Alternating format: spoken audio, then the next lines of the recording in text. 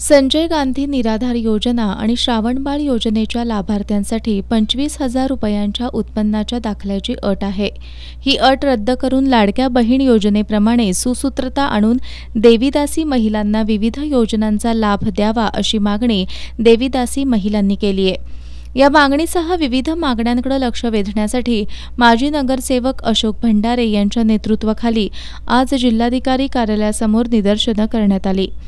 देवीदासी महिलांसाठीच्या योजनांमध्ये सुसूत्रता आणून चुकीचे निकष बदलण्यात यावेत, तसंच देवीदासी महिलांच्या घरकुलाचा प्रस्ताव 2013 पासून प्रलंबित आहे, त्यावर तातडीनं कार्यवाही करण्यात यावी अशा मागण्या यावेळी करण्यात आल्या।